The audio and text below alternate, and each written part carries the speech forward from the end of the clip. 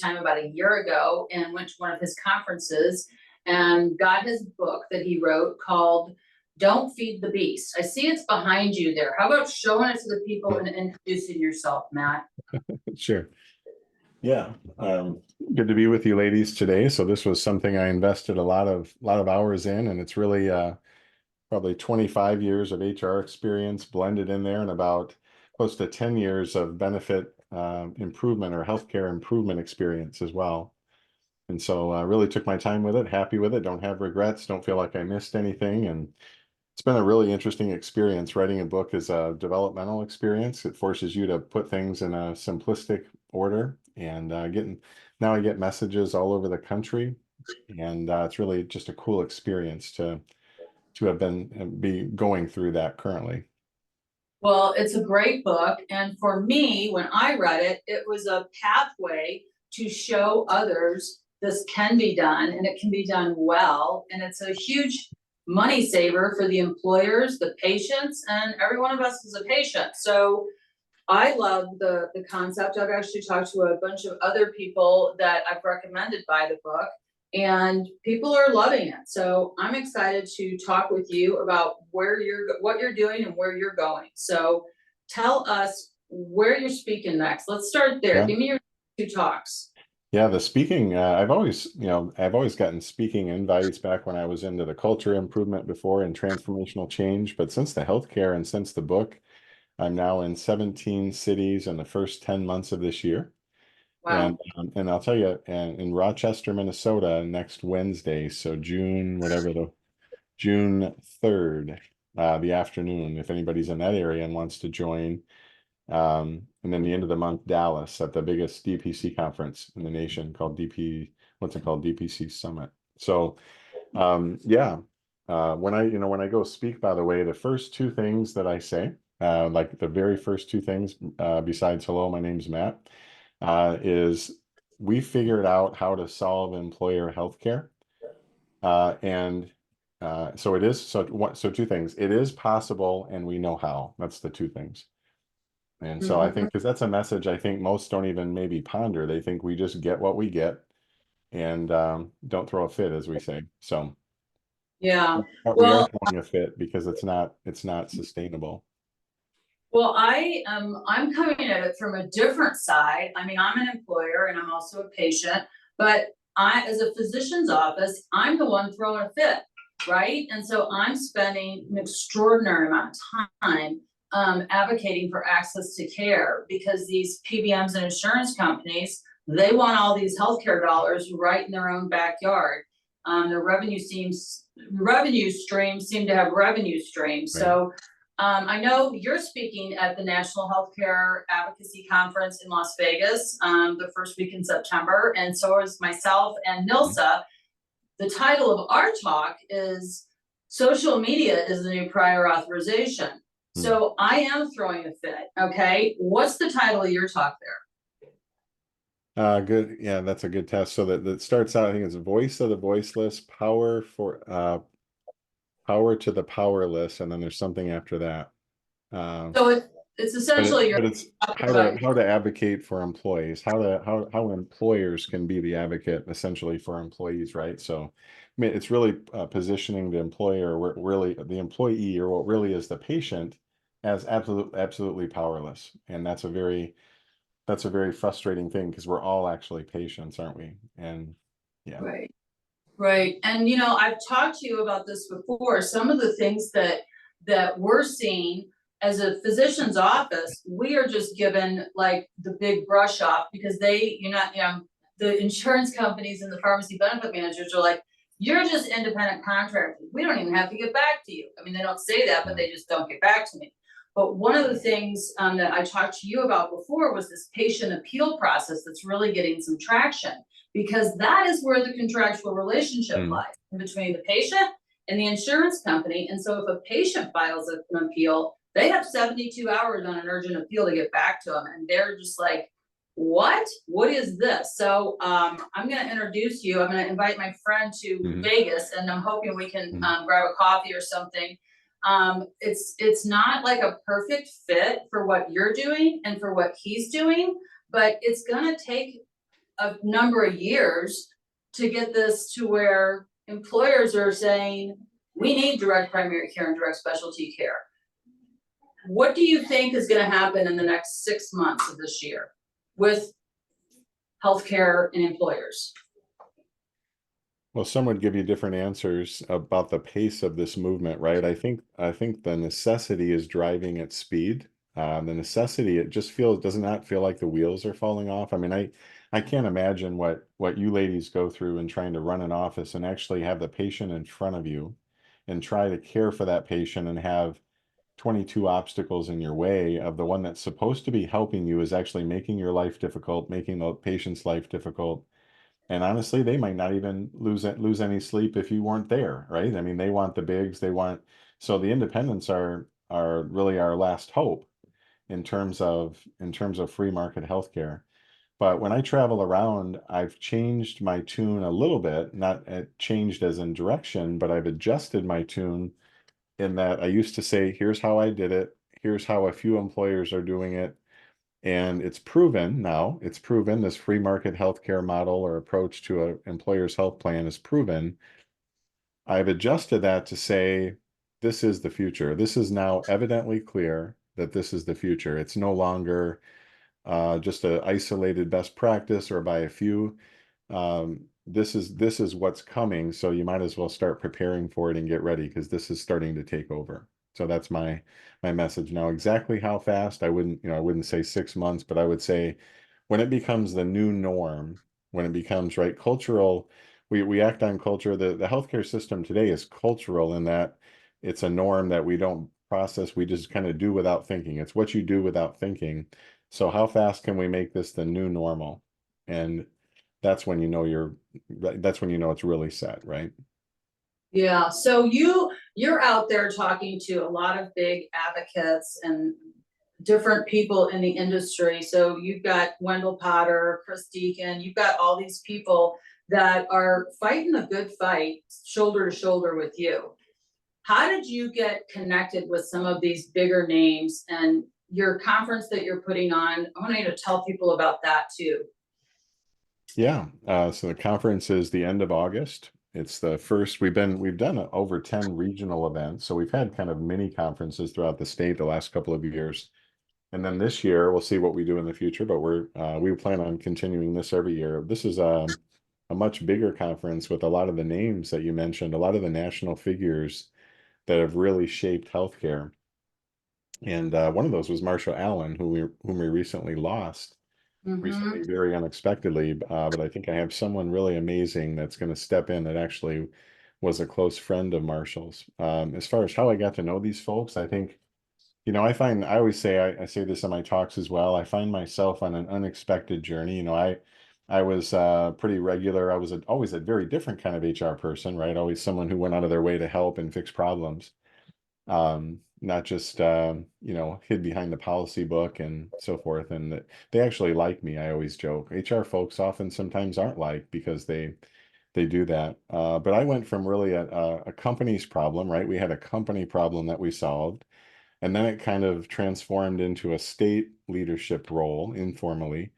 And now it's kind of transforming into a national role with the book, and just there's so much hunger for solutions. So I've met these people a lot of times. Someone's introduced me, or I happened to be at a conference and they were speaking and I was speaking, and we just kind of crossed paths. So it's really cool to network, but it's really happened over time. It's not anything like a plan, right? Like I need to meet these people or something. It somewhat happens naturally when you're going to, of course, right, 17 conferences. You see people sometimes even repeatedly.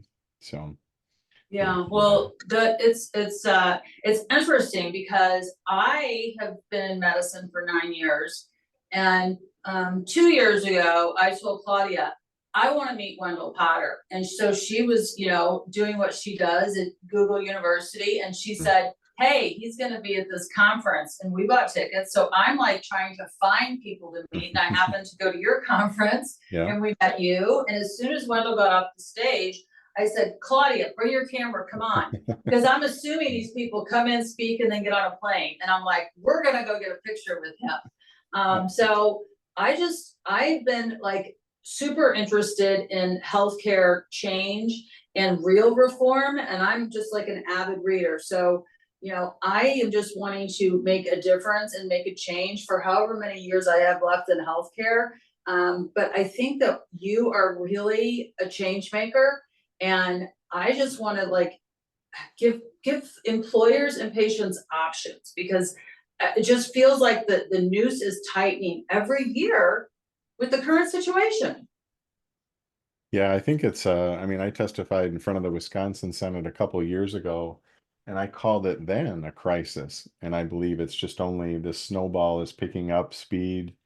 And I mean, I think if we were aware of all the things really happening, even the things we don't see, the lawsuits, the bankruptcies, which we know are pretty extensive, the liens on homes, the garnishment of wages, the destruction that this system is having on the communities is concerning.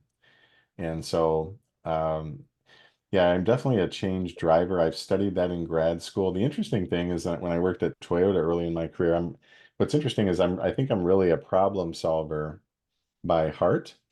As I encounter a problem, I almost get excited the bigger it is. So imagine when I encountered healthcare, how excited I got. It's probably the biggest problem in the nation potentially. And then of course finding out how to fix it. But then there's the second part of leading people through that change, right? That's what that isn't on most people's radar. We hear a lot of things like, yeah, we're doing DPC, we're doing this strategy, we're doing all this. And the question that comes to my mind always too, and this is maybe a nugget to take with you if you haven't thought about this before, is how many people are actually then using the DPC, right? You're probably paying per member per month or whatever you're paying.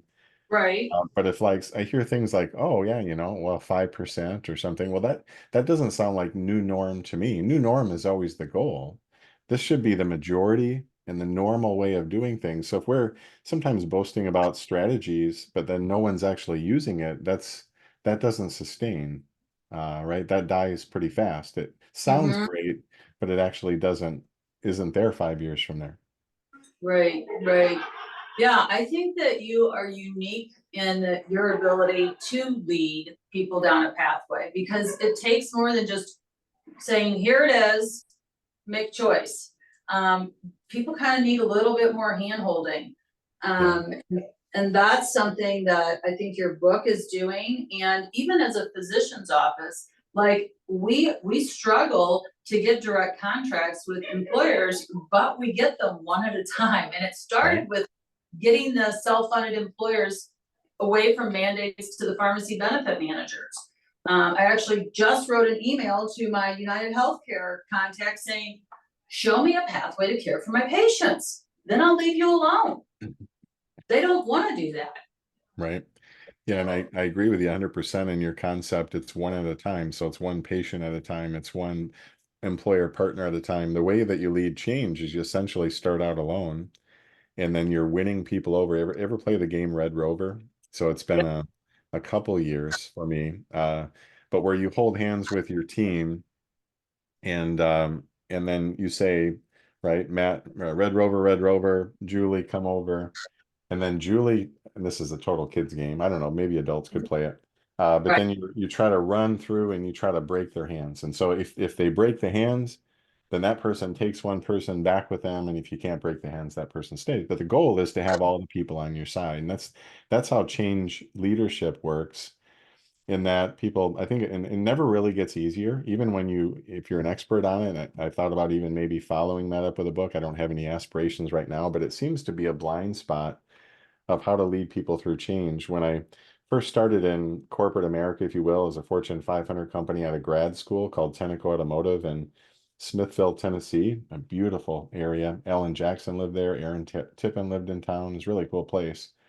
But I realized I was starting to solve problems. I was active in the plant and getting to know people, and I would actually solve their problems, or I'd talk about solving their problems.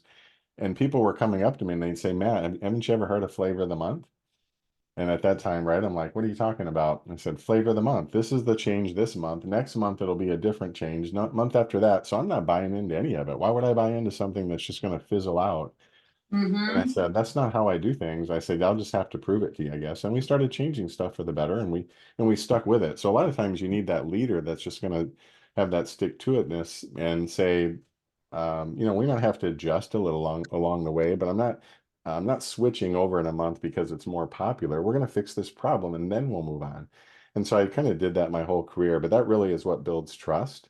But there's been so much trust broken in terms of the flavor of the month that I think people, they give up on change about the second you say it. And they say, well, it sounds great, but I know you don't really mean it. So that's also a nugget for change leaders is if you really set your mind to solving a goal and solving a problem and you want to lead people through it, could be years. Interesting. It also ties back into the name of our podcast is Don't Bop Down. Okay. And I only know one way to do this, and that's one patient at a time. And I can move mountains for a living. That's what I do. So you and I are kindred spirits in that. What happens with my next generation here? Claudia's 28 years old. What is the message? How do we get through to this demographic? And what questions do you have in healthcare? Like, she happens to be pretty educated in healthcare because her desk is across her mind. But what's the burning question on the mind of a 28-year-old to a change maker like Matt? I mean, I think a lot of us thought change was going to happen with the Affordable Care Act. So it's like we've had people say things were going to be transparent and they never were. Like, you try to go find how much, other than the Oklahoma Surgery Center, who's on a cash only basis. Everyone my age that I know has insurance just in case, but even just in case, I don't think any of us could afford our out of pocket or deductible. So we're really just paying $500 a month to pay for it. Yeah, I mean, I think you bring up some good points. I mean, what I would say about, mentoring is that, I mean, you having Claudia in this meeting and sitting beside you is mentoring, right? I mean, it's hands-on being a part of it, and that's how we learn. And we were all younger at one time, and we all had to go through this process. But if you have somebody that's motivated, and we see, I had a mentor tell me once that, Matt, never wait for someone else to solve your problems. And I think maybe many are waiting for the government to solve our problems. I'm not even sure what their ideal situation is, but ACA, for instance, it's often like the opposite of what it's labeled. The Affordable Care Act actually grossly increased cost based on the 15% MLR. It's a perverse incentive for the insurance companies to raise prices, not lower it. So what it did do is it increased accessibility greatly. So it should have been called the Accessible Care Act. But of course, when you give healthcare to more millions of people, and then you never do anything about the price, which always seems to be forgotten, you've actually increased it another way.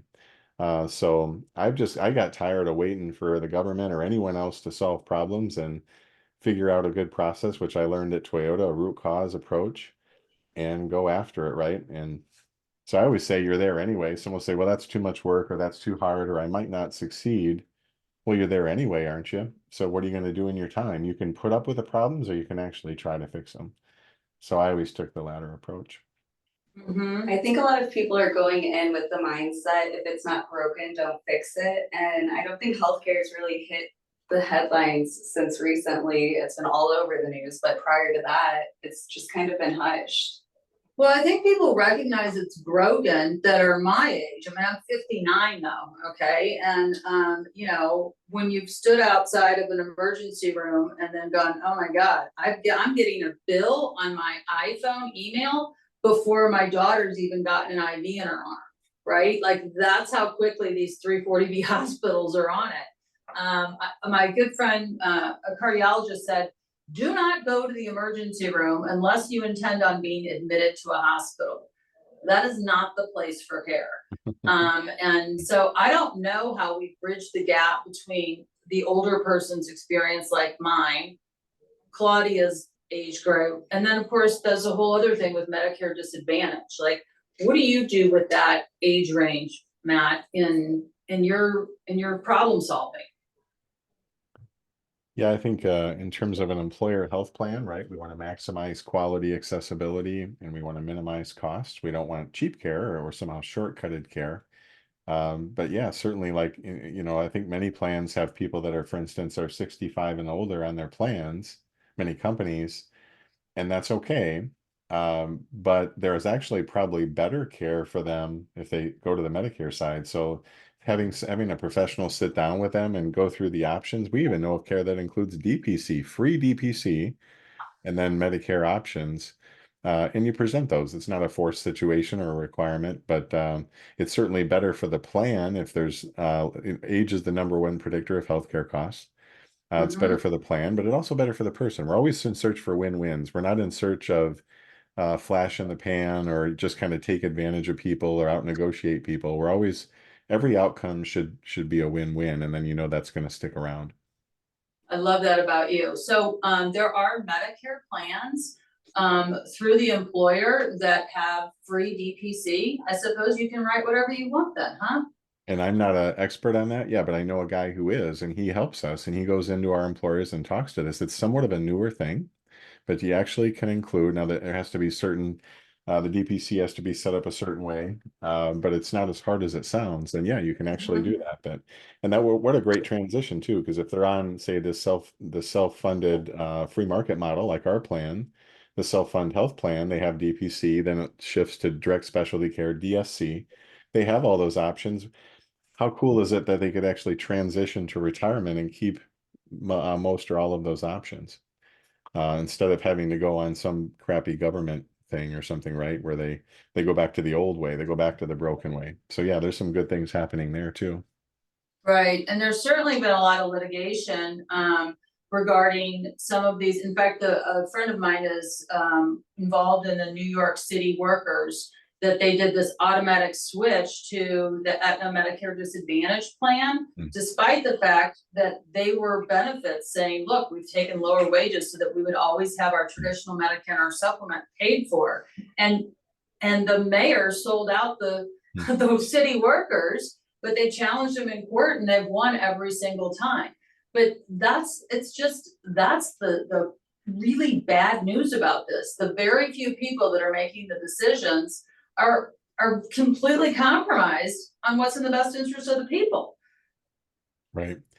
Yeah, just a lot of games, right? A lot of politics. And I think the things are coming to a head. We really don't have time for that. And we really, the standard of living that we enjoy as Americans is going to be fading if we don't start solving problems and instead of just shoving them off for the future. I saw a statistic a while back. It said that by 2030, according to the current trends, that healthcare will cost 50% or more of a person's income. And so now you're at healthcare, and that's even right. And we even have healthcare where that's just to buy it, and then you pay a ton more if you use it. But that's more than the house payment and the car payment. And there's a point where it just doesn't work anymore, right? There's a point where people are going to have no care. They're just going to have to say, I simply can't afford it. And so, and that's what we're trying to avoid. We're trying to bring in the free market solution. This monopolized industry is not working. It's only working for the seller. And so if we can fix that now, while only one or two of the wheels have fallen off, then I guess that's what we're after. I love that. I love that. Okay, well, I appreciate you taking the time. I love your book. I love what you're doing. I will see you in Las Vegas for sure. We're gonna try to get up to your conference as well, and appreciate what you do, Matt. Thank you. And if any of our friends want to buy your book, where can they get it? Yeah, it's on Amazon, or if they want to buy in bulk, I can lower the price. I can actually send it cheaper and sign them directly. So Matt at selffundhealth.com, or we have the webpage selffundhealth, and also on LinkedIn as well. Yeah, certainly hope to see you ladies in August. I hope you can make it. And anyone else, there's information, message me or on my LinkedIn about that too. For sure. And you can also buy the book on Amazon, just if you want one. But don't Right. Don't feed the beast. I am a big fan, and I know that I think at the conference they're giving away, they bought books of yours to give away to all the people in the Las Vegas conference. So that's going to be a really exciting thing to be a part of. I thank you, my friend, and we will see you soon. Sounds good. Have a great day. Thanks, you too, Matt. All right. Take care. Bye. Bye.